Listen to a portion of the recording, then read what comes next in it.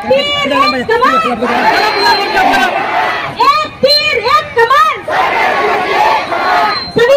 342 कलम काय म्हणते? संविधानातला 342 कलम काय म्हणते? अरे आवाज दो.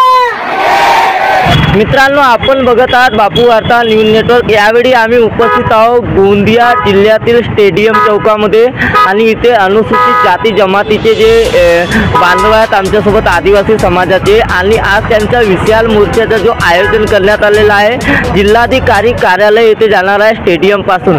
आणि इथे आमच्यासोबत जे जुळलेले आहेत अनुसूचित जाती जमातीचे जे प्रवर्गातील लोक आहेत त्यांचे काय अडथळे आहेत, त्यांना का मोर्चाची गरज पडली व का आक्रोश दाखवतात, हे आम्ही त्यांचे जे जिल्हा अध्यक्ष आहेत विद्यार्थी संघटनाचे काय सांगणार सर, ज्याप्रमाणे मोर्चाचं आयोजन झालं आहे?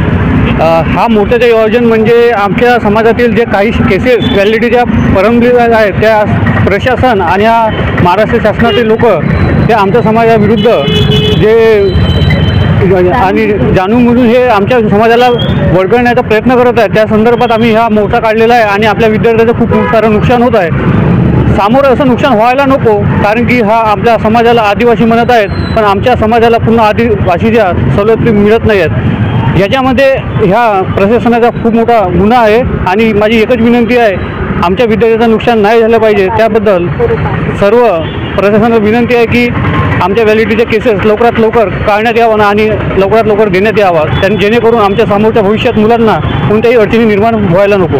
येणाऱ्या दिवसामध्ये जर तुमची मागणी पूर्ण झाली नाही तर तुमची समोरची भूमिका काय राहणार? समोरची भूमिका आम्ही या प्रशासनाला घेरण्याचा प्रयत्न करू आणि उपोषणाला बसण्याचा प्रयत्न करू, याच्यापेक्षा तीव्र आंदोलन करण्याचा प्रयत्न करू आम्ही। आमच्या जमातीमध्ये नाहीपेक्षा 169 ज्या व्हॅलिडिटी आहे ह्या म्हणजे अजूनही थकीत आहे। एकही व्हॅलिडिटी म्हणजे 169 पैकी फक्त 2 व्हॅलिडिट्या दिल्या आहे। आमची माना जमात ही स्वतंत्र जमात असताना सुद्धा आमच्या जमातीला व्हॅलिडिटी देत नाही आणि या व्हॅलिडिटीपासून अनेक विद्यार्थ्यांना वंचित ठेवण्याचे काम ही व्यवस्था करत आहे।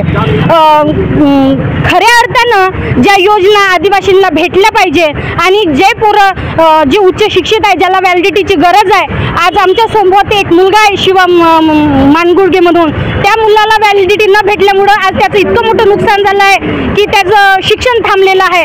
असे कय्यो आमचे मुलं आहे जे भंडारा गोंदिया जिल्ह्यातील आहे, त्यांना व्हॅलिडिटी मिळाली न मिळाल्यामुळे त्यांचं शिक्षण थांबलेलं आहे, कोणाच्या नोकऱ्या थांबलेल्या आहे। म्हणून आम्ही विद्यार्थी युवा संघटना महाराष्ट्रची मी उपाध्यक्ष आहे नैना चौधरी, मी एवढीच विनंती करते, एवढा मोठा आम्ही मोर्चा आयोजित केला यासाठी की जेणेकरून आमच्या व्हॅलिडिटी आहे तुम्ही थकीत न ठेवावं, आम्हाला तात्काळ या व्हॅलिडिटी आमच्या विद्यार्थ्यांना द्यावं ना, आमच्या विद्यार्थ्यांना समोर जे शिक्षण घेणारे मुलं आहेत त्यांचं शिक्षण सुरू व्हावं। यापूर्वी मॅडम जेणेकरून जर तुम्ही बघितले असाल तर साकोलीमध्ये पण भव्य मोर्चाचे आयोजन करण्यात आला होता, त्यावेळेसही तुमची जी मागणी होती हीच होती, पण आतापर्यंत शासन प्रशासनाला का जागा आली नाही? शासन प्रशासनाला का जाग येत नाही हे मला तर नाही माहीत, कारण याचं उत्तर माझ्याकडे नाही आहे। याचं उत्तर त्यांनीच आम्हाला द्यावं, म्हणूनच आम्ही हा मोर्चा काढतो। आम्ही अनेक मोर्चे केले आहे, अनेक आंदोलन केले आहे, पण आमच्या समाजाचा जो हा मुद्दा आहे 2011 पासून आम्ही व्हॅलिडिटीसाठी भांडतोय, संघर्ष करत आहोत, पण आम्हाला व्हॅलिडिटी देत नाही आहे। काय वाटते सर, ज्याप्रमाणे एखादा मुलगा शिक्षण घेतो अनुसूचित जाती जमातीचा आणि त्याला कुठं न कुठं अडथळा येतो व्हॅलिडिटीसाठी आणि तो शाळेत शिकण्याकरता व्हॅलिडिटी करिता पण जातो, त्याला प्रमाणपत्रासाठी कुठं न कुठं अडथळे येतात, याकडे सरकारचं लक्ष का बदल नाही? सर, एकीकडे इथली व्यवस्था म्हणते की आदिवासीचा उद्धार व्हावा, त्यासाठी इथली व्यवस्था एकीकडे आम्हाला आरक्षणाचं रसगुल्लं देते आणि दुसरीकडे कागदपत्रांच्या भानगडीमध्ये आदिवासींना कुठेतरी अडवून ठेवते। आज गोंदिया समितीमध्ये माना जमातीचे 250 प्रकरणं प्रलंबित आहे। आज या मागच्या वर्षी या विद्यार्थ्याला व्हॅलिडिटी सादर न करू शकल्यामुळे याचं इंजिनिअरिंगचे ॲडमिशन थांबलं आणि या मुलाचं फार मोठं नुकसान झालं। असे आमच्या 250 मुलांचं नुकसान झालं आणि तो नुकसान आम्हाला सहन न झाल्यामुळे आम्ही आज या भव्य मोर्चाचं आयोजन केलं आणि आता तरी प्रशासनाला जाग येईल अशी अपेक्षा करतो।